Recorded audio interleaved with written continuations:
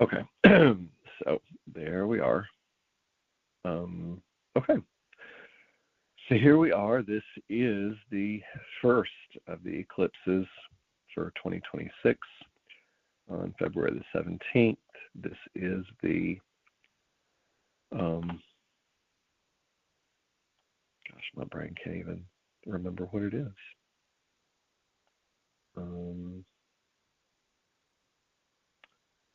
I had my thing open discussing all this.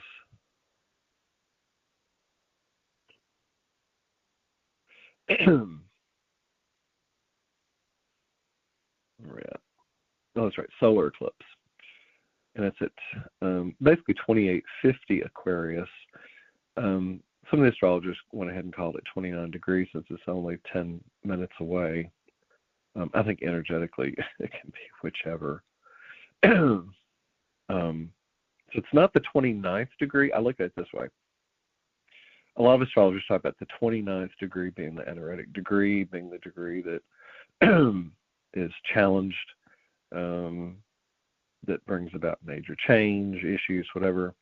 But I look at it as 28 and 50 minutes still means it didn't reach critical mass necessarily, but it's reached kind of the highest capacity of mastery before going into that the really detrimental 29th degree, the aneretic part. But it's not that it can't be both, but I think it's more stable. But to me, it feels more like it's about a mastery rather than the disintegration. And of course, as I've talked about a lot with these things, we always have disintegration, no matter what. There's always beginning and ending all the time. And they always talk about this is a new moon solar eclipse. Of course, new always brings in the new. And the fact that this has Saturn and Neptune at 0 degree Aries, and it's newly happened, and it comes direct in 4 days on the 20th. I mean, everything's happening all at one time. And the fact that Saturn has just entered 3 days ago into Aries, 4 days ago on the 13th.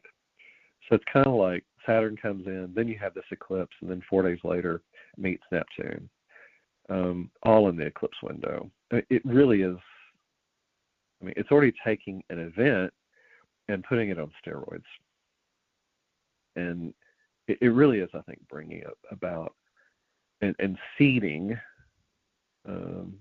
for each of us individually and collectively, the new stuff, whatever it is we're going to go do. So, all right, let's silence the computer. So we don't have that. One of the things that I don't always go into, and I really should reference them more, are the Sabian symbols that several of the different astrologers have somehow, I don't know how on earth they come up with this stuff, and they're brilliant energetically behind their meanings. They come up with meanings for each of the signs and what the energy is that comes forth with them. If you look at the later degrees of Aquarius, the actual degrees go from 0 to 29. They don't go from 1 to 30. But a lot of them name the degrees from 1 to 30 and skip a 0 degree. So, like for Elias Lonsdale, he went from 1 to 30. So you've got Aquarius 28, which is actually Aquarius 27. Talks about a tapestry loom, and on it is a half-finished tapestry. So it's like anything in that 27th degree is half finished. It's tapestry, it's being woven, it's this whole big discipline, and it kind of reminds me of the energy leading up to what is the next degree, which is 28, which in his is 29, and that's the sound of a dripping water echoing through a great stone room. So it's kind of like you're in this room, and well, I'll just read it. It's short. It says the most unusual and distinct of inward conditions. You're held within a mode of awareness that is from another time and place altogether. Do we not feel like we're in that? You have nothing to say and nothing to do. There's no power of individual life force. Instead, you see as an ancient one sees, utter unworldliness. That's right, unworldliness, not the worldliness, to a point of dissociation from the surface experience.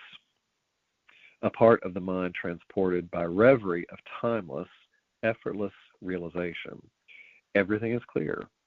The subtlest, most refined things are obvious.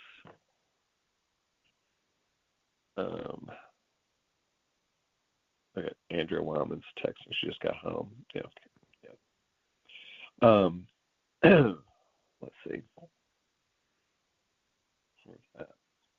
Oh, it's all a matter of perspective. And here's the perspective that's the only thing that matters, is the most inward resonant echo registers, and where it leads you in choiceless awareness. Isn't that interesting? Choiceless awareness, as if there's a choice, in communion with the gods. So that's 28 degrees of Aquarius, according to Elias Lonsdale. I had a reading with him 20 years ago this year. Just brilliant. So, yeah, the sound of dripping water echoes in a great stone room. I mean, there's nothing there. It kind of reminds me of an Adyashanti book, doesn't it?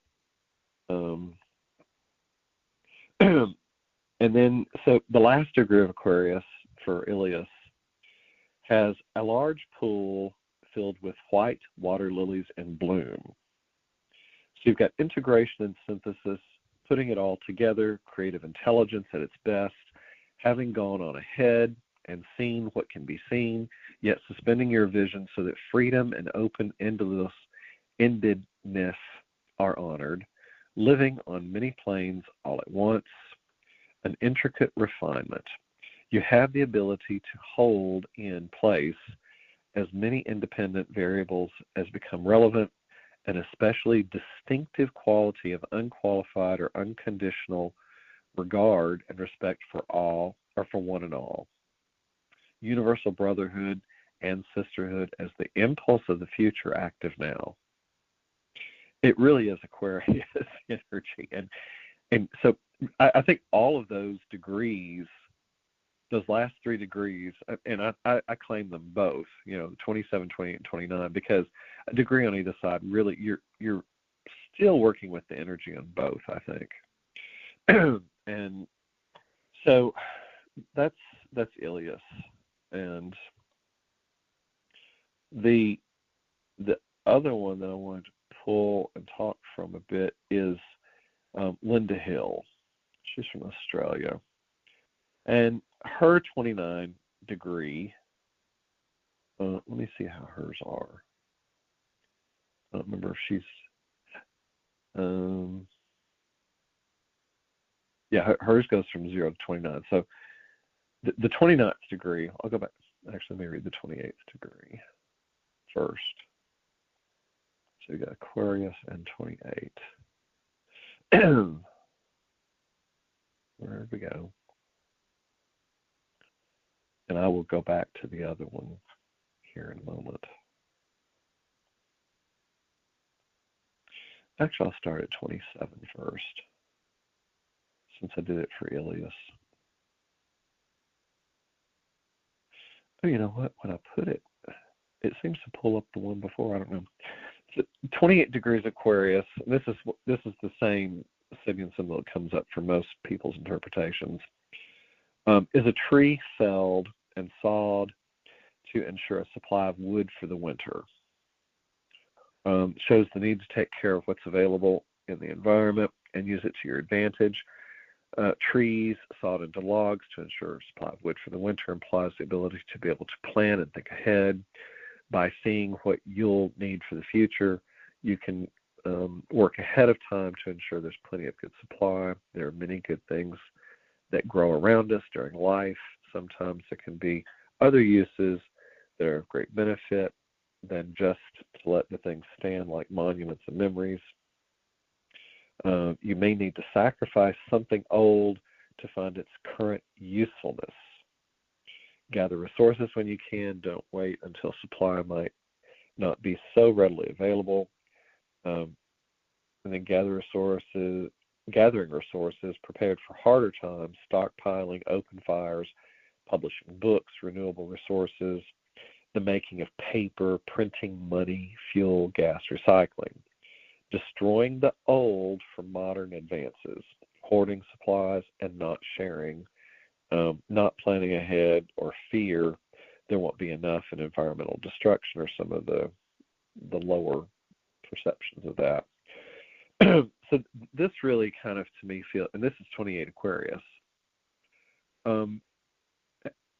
it's almost like shoring up whatever is in our lives because we know that the world around us is still, again, it's in the winter. So it's kind of like we're in that newness, but we're not ready to, I think, create yet. We're still waiting for the creations. And as we begin, as we're sitting in that time, there's so many times I've told y'all before in these calls, when spirits led me into that place of precipitation. And it's the moment that you're sitting in before you're creating anything. You're in the nothing, which really kind of goes back to Elias Lonsdale's wisdom in that, which to me feels more like what we're in. I mean, we really are in an immaculate nothing energy. I think Elias's interpretations fit this much more perfectly. And each has their own wisdom, of course, to it. But it's the precipitation moment before a moment is created. And most of us don't contemplate what that is. We're so busy being in reaction to the world. It's like we're in the world. Someone else does something, we react to it. Our family, friends, work people, whatever it is. And so, because we're in reaction, we're not necessarily creating from heart, from the deepest heart space, anyway. So when you look at that in that way, it's kind of like, oh, okay. So then the next part I want to pull with this with Linda Hill really, I think, speaks. Well, hold it. That's not the one I wanted to find. Where's it at?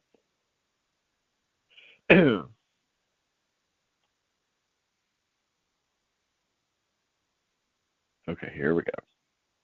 Okay, so 29 Aquarius, which is actually 28. I don't know how, when I click on these things, they're not making sense, but I think this 29th Aquarius really is 28.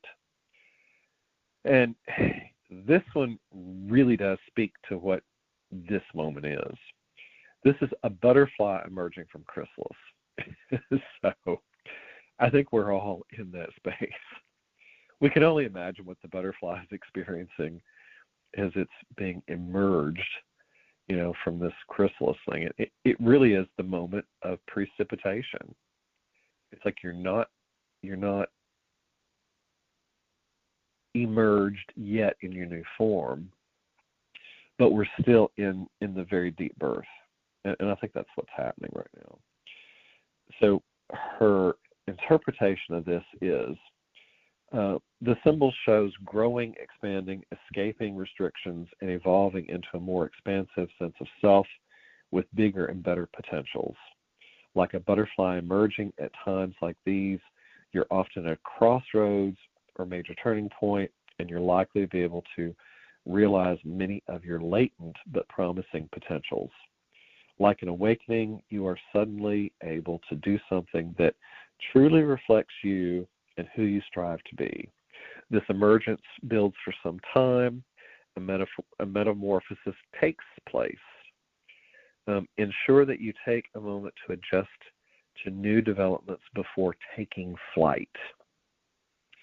Slow building of confidence, coming out into fuller participation, growing up and out, leaving behind yesterday, leaving restrictions, blossoming and blooming, and emergence. And of course, the shadow side to that would be failing to allow for changes, feeling like one will never arrive, too much containment and confinement, unable to move, being tied to the past, straitjackets. Ooh, I just love that imagery. And if you think about what a butterfly must feel in the chrysalis, I mean, you certainly would feel like you're in a straitjacket. You're going to feel like you're confined, you're constrained, you can't move. And yet there's still, that's that moment of precipitation in the creation. And I really think that's, to me, that's what Spirit gives me. That's what I'm naming Aquarius 2850, is precipitation. It's the moment to sit in that moment before actuating movement or change. And there's something that's really powerful about that space. And I think the more we stay in those spaces and create from that space, the better off that we are. I think that it allows us to be just a bit more grounded in what we're doing. Let me see if Dane Rujar had a different one. No, he had the same. He had the same as Linda Hill. Let's see. He put a keynote for emerging from the chrysalis, though. So, and he also writes from a space of, they're the same symbols, but he's got a different interpretation. So he's calling these last, the last half degrees of Aquarius. Let me see how he worded that. Oh, poo, that's not what I meant to do. I don't remember what. Let's see. This is the second level of emotional and cultural. No, this is the third level of individual and mental development. Yeah.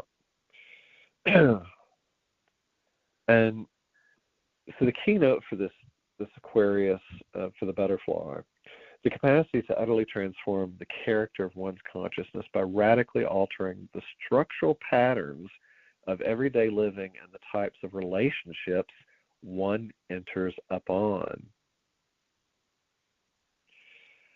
So let that one sink in. I mean, we're radically altering structural patterns of everyday living. I think that's true.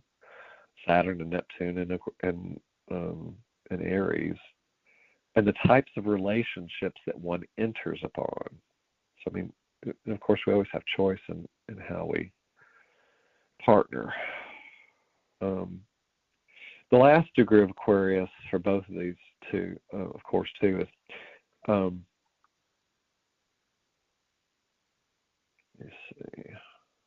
I've got to put in, for Linda's, you got to put in the sign and then the degree and make it pull it up. It's a lot of work. Okay. Moonlit fields, once Babylon, are blooming white. It talks about learning from the past, possibly great civilizations like Babylon, and taking the seeds from the past and making them even greater achievements in your own time and place. Even though the grandeur of the past may be lost, changed, or damaged by war and time, the energy and power remains. The symbol reflects the permanence of the natural essence of a place, a person, an idea, or civilization. You may feel like you're in the right place at the right time. Your best qualities are recognized and appreciated, and when you're following your true path, you're able to rely on the support of the universe in its flow. That's that's really true. I mean, this really is kind of a mastery with Aquarius. Rewards coming from your efforts of past generations, ancestors are surrounding, the seeds of the past becoming fruits of the present. The Middle East. Well, I don't see the Middle East at peace right now. Fruits of culture, artifacts. The shadow side of this, here we go. Destroying ancient lands or monuments, and the old through religious beliefs or greed, projecting the sins of the world onto people and places that are foreign. Oh, wow, look at our world right now. Boy, that one hits the nail on the head. Does it not? So, yeah, I do think all of that's happening right now. I think there's wisdom to have from both. Okay, so that's, I'm going to get off the Sabian symbols, but I mean, the point is, I mean, there's a lot of good reflective energy there. I meant to copy those and send them out in the email. I did not. Okay. So that gives us a little bit of reflection for thinking about what's going on in our world. The other thing that I found was really interesting when I sent out the thing. I mentioned this in the email, but some of you may not have gotten to emails yet. When I got this sick thing, this flu, I have no idea. It could be subclade 3 or K, or I don't remember what it was. But one of the things that AI said was going to be one of the symptoms is feeling something all the way to the bones. A pain would go all the way to the bones. I was like, who articulates that? But that's the way I was describing this to people. And it was only in my arms. It was nowhere else in my body. And then I come up with this thing. I'm just scrolling down on Facebook, and Anna Merkaba, so she always posts just, really spiritual, deep things. But, she talks about the pain in your elbow is not random. And there's this whole long thing with it. I'm like, oh my gosh. And, she's talking about, that there's this thing between when we're reaching limits or doing for others and not doing for ourselves.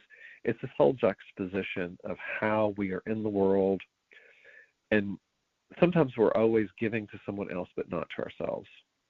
And if we do develop a pain, especially in the elbow, it's the core spiritual hinge, she calls it. It's the bridge of movement and direction, force and flow. It symbolizes how you reach for what you want and how you defend against what you don't. And she talks about in many of the souls that she works with, it's a fractured relationship with initiative, assertion, permission. But it will build over time until your, whatever it is, says no more. And that's why a lot of people get tennis elbow. But there's this whole, it really was just perfect. And it's also a reflection of where I've been in my own, time and space. And I won't go into a long story about me, but I think for all of us in different ways, we've been doing for so long, and we've been on autopilot, and we can no longer be on autopilot.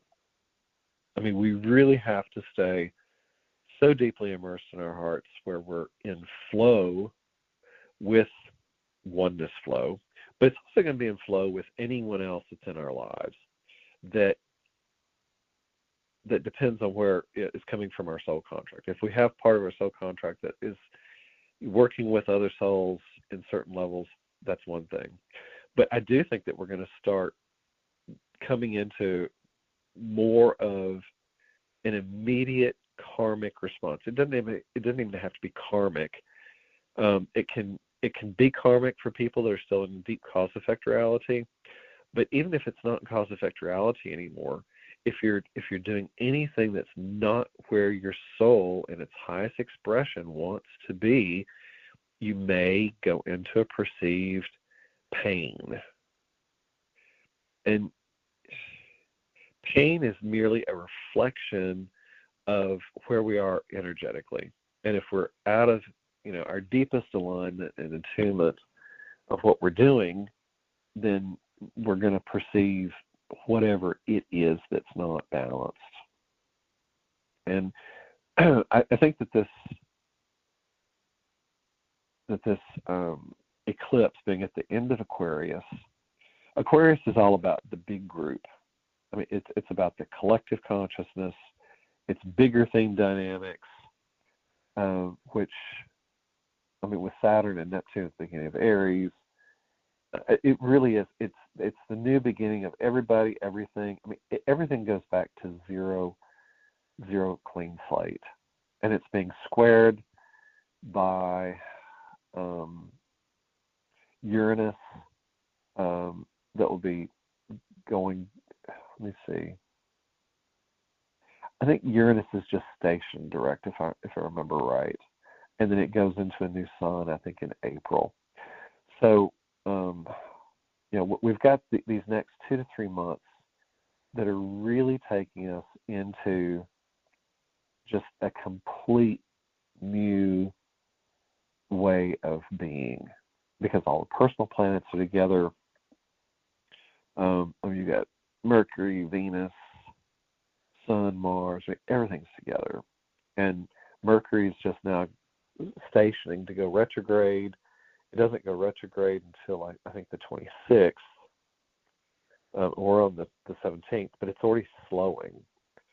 And it by the 23rd, it's going to be sitting on the 22nd degree, 22 Pisces, 22 is a master number. It sits there for a week before going direct, and then it's going to go back over Venus first. It goes back over the Sun. It goes back over Pallas Athena. It goes back over the Sun, then Mars and then the North Node before going direct.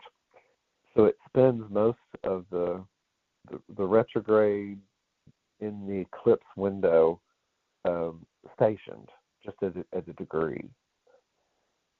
And the other thing, I mentioned this in the email. Some of you may not have got to the email yet, but it's sitting basically on the Centaur Nessus. I think this is one of the biggest things, and I don't remember.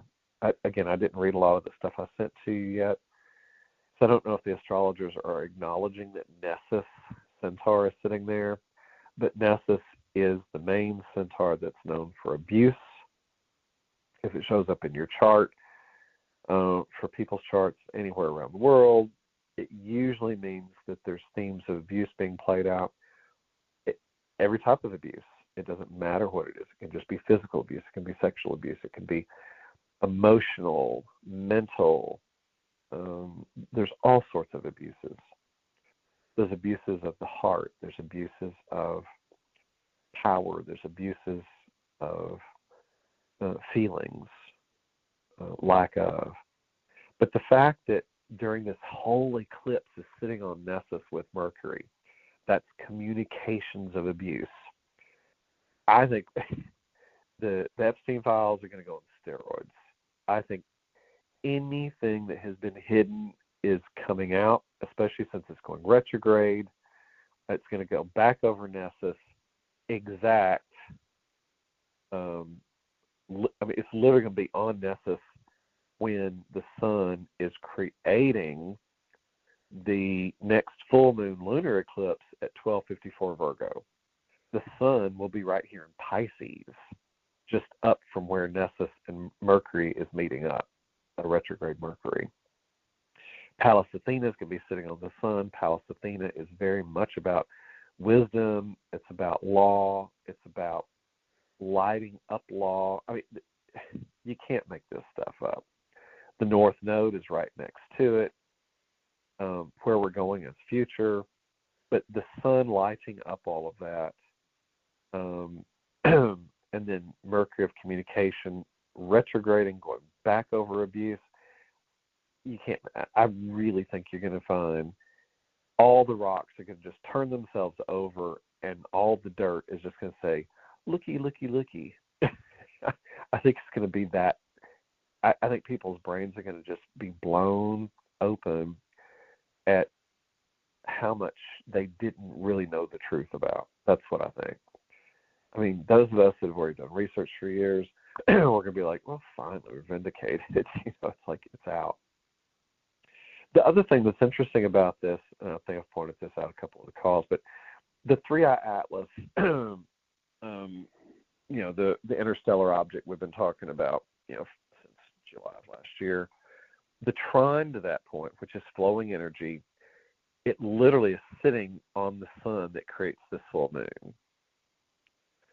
So I think that's workable energy, but the fact it's cosmic awareness working with the sun, creating the full moon, that's illuminating all this abuse, I think it's a positive flow. A lot of people are not going to perceive it as positive. I think it depends on where people are as an energetic. I think that for the whole of humanity, I think it is going to be a good thing, because you can't give away something you don't own, and I think everybody's going to have to go own it. And if you look in Europe, I mean, everybody's talking about how obviously, UK's monarchy world is not so pretty with Andrew and Fergie and Charles, and I mean, they're all being discussed and named, but I mean, even Norway, Sweden, it's almost like all the monarch stuff is really just being shown out. Anybody in the House of Lords in the UK, I forget what his name was. Anyway, but I mean, everything is being lit up like a Christmas tree, and it's all by design. And what's interesting, and I've discussed this before, but this other point, that I'll go back into, I think is even more important. All of this is in Pisces with regards to the tropical zodiac, which is the way that Western astrologers discuss the energy. But the sidereal zodiac, which is the actual placement of the sun, puts, there's even a couple interpretations on that. If we look at the Eastern zodiac sidereal adjustment and keep it by 30-degree signs, it puts Aquarius overlaid on Pisces up until about 26 degrees, which means all this energy is working out in Aquarius, which is in the outer world of form.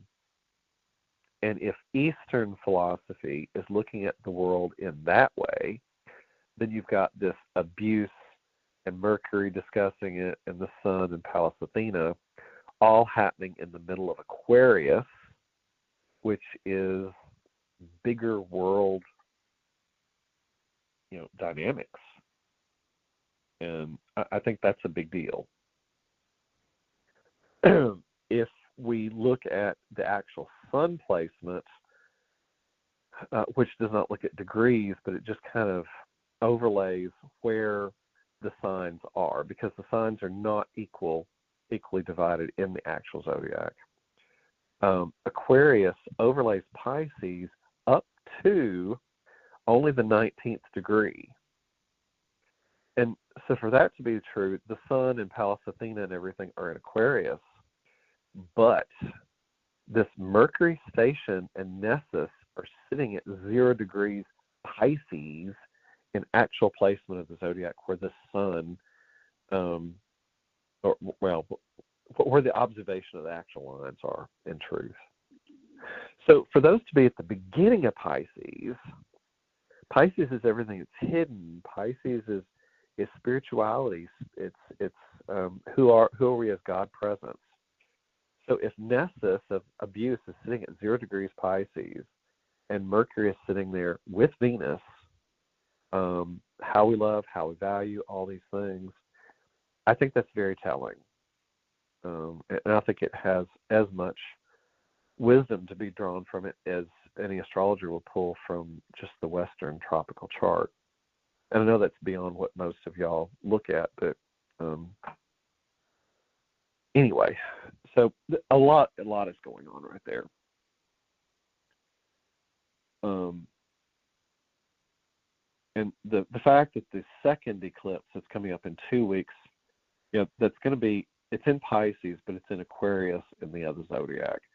So both signs and both axes are being really activated in the deeper reality of things. So, what else was there that I was going to bring up? The other part, I mentioned this, I think I mentioned this before. Pluto is actually in Aquarius for the last couple years, having moved out of Capricorn. But when you look at the actual zodiac, and then also the sidereal zodiac, which is Eastern cultures, Pluto is really technically in Capricorn. And that's going to play out only through about 26 degrees of Aquarius of the regular. So instead of, let me see, I think Pluto's in Aquarius until like 2044, but I think it'll change signs at about 2038. So we're not going to have Pluto in Capricorn through sidereal astrology as long, but it will be what we've been through since 2008. I think that's what's going to happen more in the world right now. What we saw was definitely shifts in the financial world, shifts in the governmental world, shifts in all these things. But I think what we've seen so far was just tip of the iceberg. I don't think Pluto is in Aquarius. It is from an astrological tropical understanding with regards to maybe mental observation. But to me, where the sun is actually placed is more Eastern sidereal observation, which is Capricorn. Capricorn is the structures. Capricorn is all these things. So everything you heard an astrologer tell you for the last, 15, 18 years, I think that's really what we're going to be living out for the next 15 years. And so we're just now going to, I think, see the breaking apart of the things that are structures, business, all these things. I think this is the deep disintegration of structure. That's what I feel like is going to happen. The fact that you've got Saturn and Neptune, they have just met up at Aries in the world point. They're really in Pisces at the beginning of Pisces, if you look at the other zodiacs. And so that's going to be new ways of looking at ourselves as God, new ways of seeing how we perceive ourselves as God, how we actuate as God. To me, the Eastern sidereal zodiac feels more accurate right now. And I mean, we'll see how this all plays out, of course. So I think that both things are true. I think that both interpretations can give some depth and wisdom. But I really think this is a new initiation in releasing the old way of perceiving ourselves through religion, religious structure, which is Capricorn. But just as a presence, the fact that Neptune and Saturn are in Pisces of the sidereal, that tells me we're going through an emotional shift of the way that we perceive ourselves. I hate to use the word structurally, but it's more as oceanic presence. That's the way I perceive this more. So we'll see how this works out. And I think for now, though, in truth, you go beyond all the astrology. Who are you beyond astrology? And that's always true, I think. I mean, we can look at the astrology and it can give us, some details of how to let go of this and perceive this a little differently and kind of dive deeper here. But in truth, if you're just sitting in oceanic presence as an Adyashanti would, then you're just in presence. You're no longer referencing this. You're no longer referencing all the mythology. You're not referencing all of the pitfalls of this and that, and your mind is no longer trying to understand anything. You're just coming from a place of pure isness. So when you're letting presence speak to you, and that's really, I think, where we're going in the bigger picture of things. You're just learning to be, and then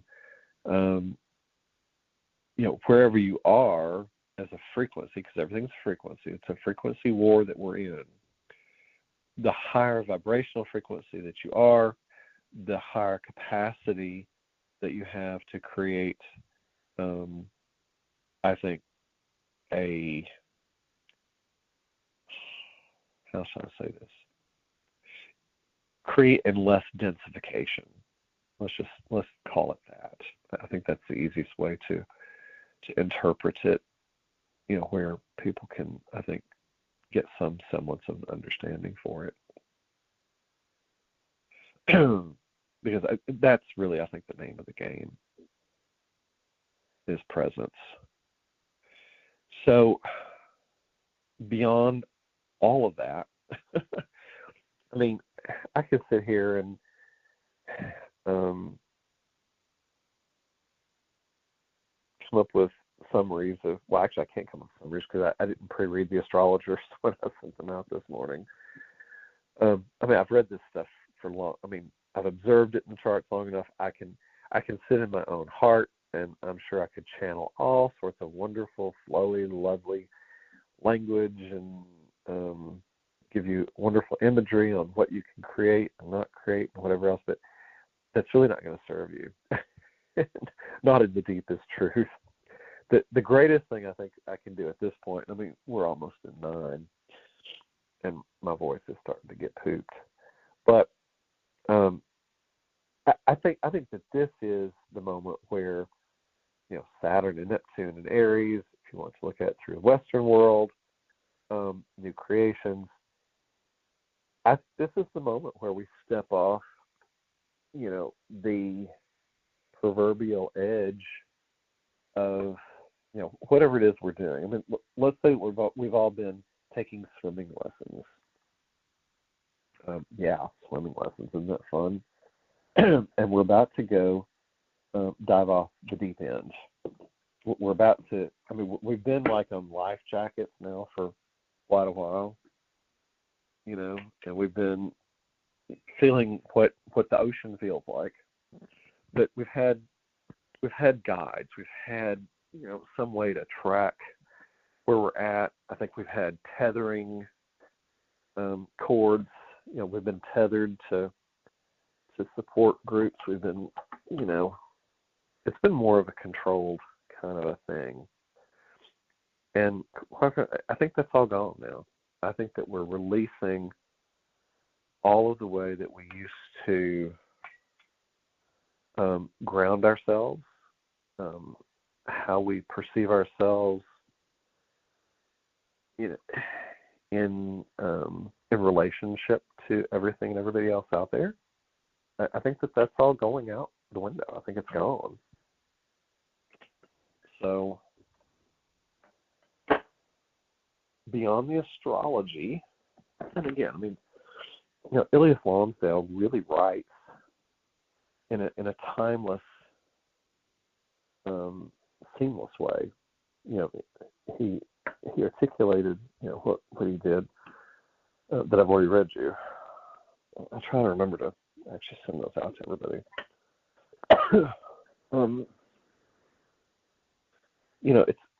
But there's something now that we have to create from our own deepest connected heart to the cosmic heart. And I've talked about this. Jude talked about this for years to all of us, that knew her. I think this is the moment, though. I mean, if there ever was any moment through astrology, this would be it. This would be the time to throw your training wheels out, take them off your bike. Actually, not even on a bike. To me, this almost feels like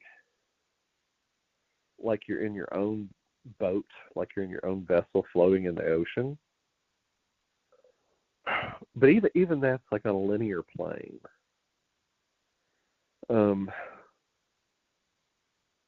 Okay, so this is what Spirit's giving me. you're in your body. We're each in our own bodies. And we are,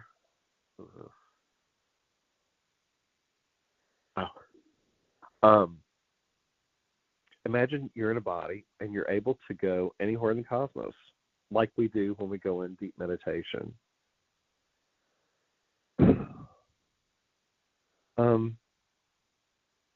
And so imagine that your body had some sort of like training wheels, that was able to guide you in and around the whole cosmos, galaxies, in and out of mother, daughter, son, father, son universes.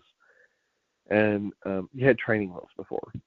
Now imagine those training wheels are gone, and now you're able to go anywhere. Imagine that you used to only go through, if I were to guide you through when we do the meditations, imagine you're able to do all this by yourself now. That's kind of what it feels like to me, that we're letting go of the training wheels. And I mean, that really is like a major, like, new beginning.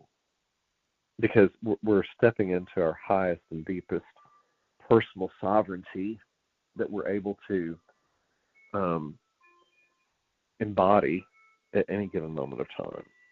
I think that's what this really is about. Imagine that you had the capacity to, rather than read an Adyashanti book and talk about emptiness dancing or whatever he does in different books, imagine that you could write the book. Yeah. So I really think that's where we are. It doesn't mean that you're there yet, but I think that's what the new beginning is. I literally think it's the formless. I think it is the nothing. I think it is walking away from any and all referencing. It's walking away from anything that holds you into any construct and any preformed thought, in any belief system. I think this is the moment it all goes away. Will everybody go there? Sadly, no. Most people on the planet won't be in this space. Does it mean that the energy that holds reality together is still going to hold everybody together in the same way? I don't. I've said this, last several calls.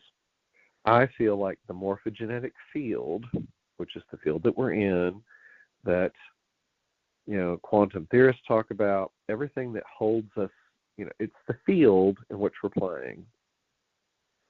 But I think that we're going through such a deep disintegration of what has held the field together so far. I think it's exponentially gone beyond a point of no return, where it's a free-for-all. And it also means that we're in a place where the dark can no longer sustain itself, because it is that much lower in frequency. All those creations have to come to the surface. Everything that was built by the dark, for the dark, through all the lower frequency, all the fear-based reality, all the stuff being talked about, the child pedophilia, all of the good old boy network, the casting couch, the darkest, miscreated, and distorted sexual function of the human existence, all of that is no longer supported as a frequency. And so it's dissolving. I also think that is Neptune and Saturn in Pisces in the real zodiac. That's what I think has happened. That's what I think is happening. Now, mentally, we may be, like the Western world is so mental, we may be Saturn and Neptune and Aries. That's what everybody's talking about in the Western world.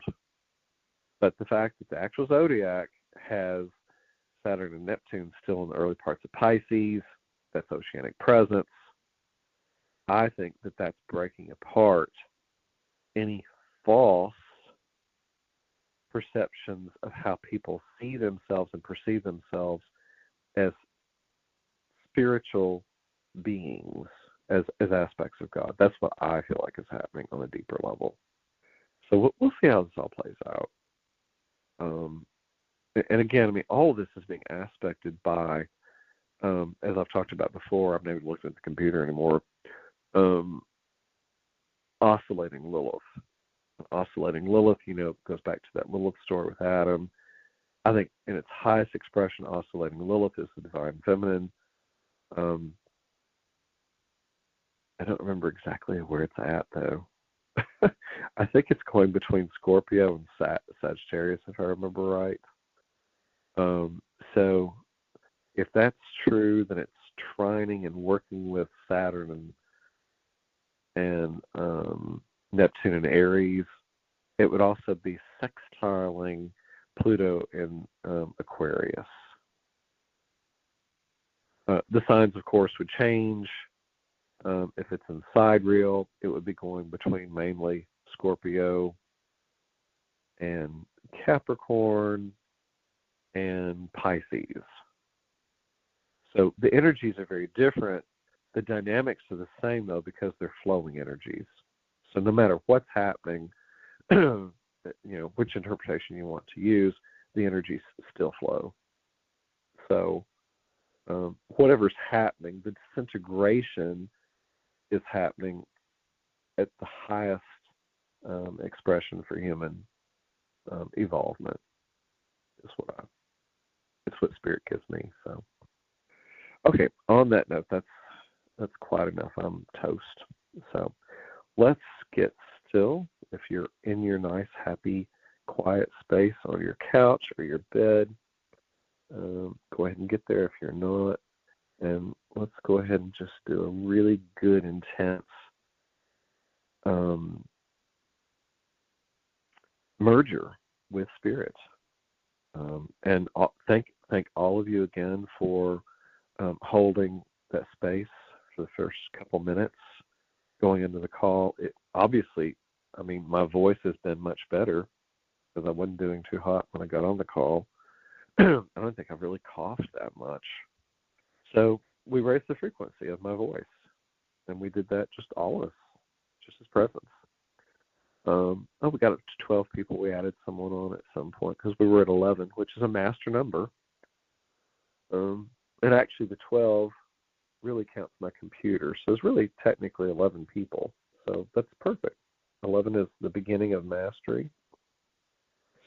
It really is balanced. I'm surprised we didn't get to 13 for the Christic. Almost everything we've done this last year has been 13 people. But it is Mardi Gras Tuesday, Fat Tuesday. I still think that's an interesting coincidence that Mardi Gras Fat Tuesday fell on this eclipse with this whole alignment. That's wild.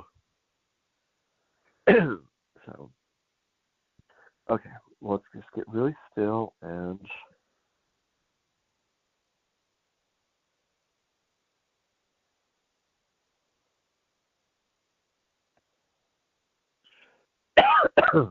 we'll go in and bring in Spirit, just bring in the entire company of heaven. We'll bring in, as we do, Mother, Father, God, bring in every ascended master through infinite presence, bring in the entire archangelic kingdoms. We'll bring in the mighty Elohim builders of form. We'll bring in all the elemental kingdoms, Saint Germain and the Violet Flame, to transmute anything else that's needed, the Diamond, Christ Light, and the 12th Golden Ray that I always pull in. And we will go from there. So I'm not going to do a guided meditation into all the cells. I'm not going to go into well, I don't want to say I'm not going to do anything because that means we're not going to do it. It's going to already be assumed that we're going to go into, as we always do. That's better. We're going to go into all the organs. We'll go into the hearts, each of our hearts individually as well as collective heart. We'll go into the blood. We'll go into the lymphatic systems, the nervous systems, the skeletal, the lymphatics, the myofascial systems, all of it. We're literally going to go through all the trillions of cells in the body and recalibrate everything, bringing in the highest adamantine energies and bringing the highest possible balance to where we are in this particular eclipse window today. And really just opening ourselves up to the great mystery. The wonderful thing is that we've already written this. It's already in our charts. We have already done the work to receive whatever it is that we're receiving. Yes, it's a Mercury retrograde. Mercury retrograde does not have to be a scary thing. I actually find it to be a very empowering thing. It is going backwards with abuse. So Spirit wants to actually give one notation with regards to that. So we always, read about people interpreting narcissism and abuse and all these things with relationships and all. We've talked about all the different types of abuse that there is. So let's go into a micro level as a personal awareness of abuse. Are there any ways that we abuse ourselves? We're so conditioned that abuse has to come from some external source outside of ourselves. How often do we abuse ourselves? Wow, how did I miss that one? I don't think I even really went into this. Yeah. So, this Mercury retrograde going back over abuse, personal planets are all here and engaged. So are we not being taken in to the ways that we abuse our own self? The ways that we've negated ourselves, the way that we've not attended ourselves, the ways that we've given our power over to other people. Sometimes we are the greatest abuser of ourselves, and we don't ever acknowledge that or own that. How on earth did I not get taken into this before? Wow. Yeah. So I think this is a personal, on a personal level, this is how the eclipse is working for us on the micro level. How do we go in and clear personal abuse and ignorance? How have we ignored ourselves? How have we not nurtured ourselves? How have we not stayed in our own power? How have we given ourselves away to everyone and everything around us and not taken care of ourselves? It's actually, I think that's been my big thing. I think that's why I came down with the sickness, was to take me back in myself. And there's something about that. We have to own the parts where we've abused ourselves. We may not have hit ourselves with, bricks and stones and our own fists. People do that. But how many times have we ignored the very core, our very essence of what we've wanted as far as creation? I think this is probably the most core thing that's come up And the fact that these things, Mercury is right there on the eclipse with the personal points in Pisces, in everybody's chart, I don't care who you are, I think this is a core um, point that's being drawn to us with this eclipse. These things play out for 6 months worth of time. And yeah. So contemplate that. Don't just sit in it completely. We don't want to be stuck on any place for sure. But go into inquiry, self-inquiry. If there's some place within yourself that you can release or let go, as far as where you've not done the best for yourself. Because I'm certainly going to do that. Oh. Okay.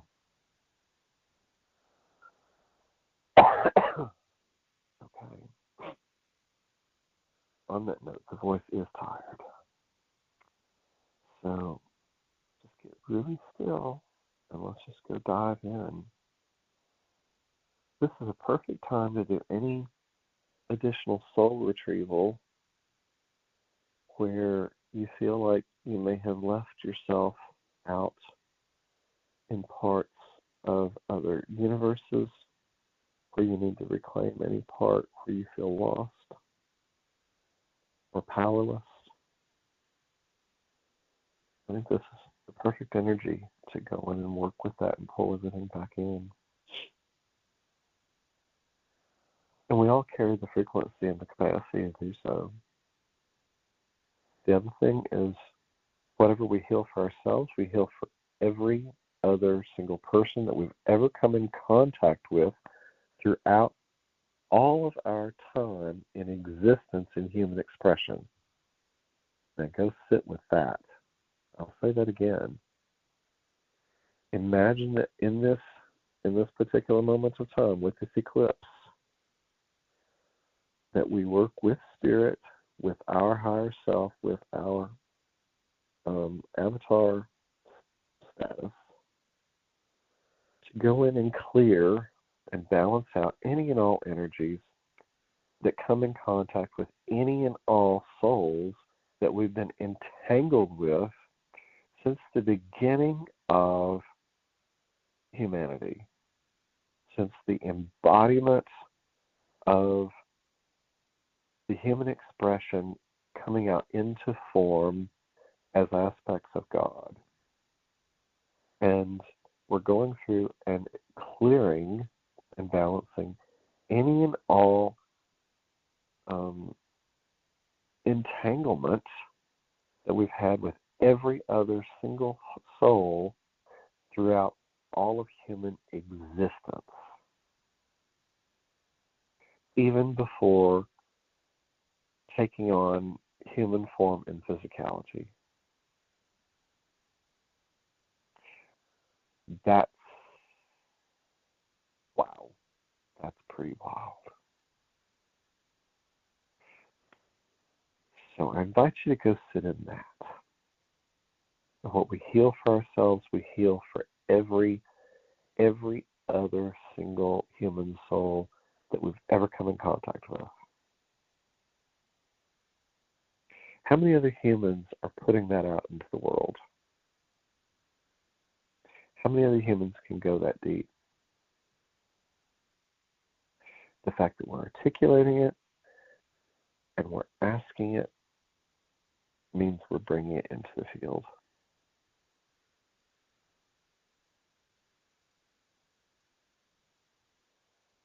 And here we go.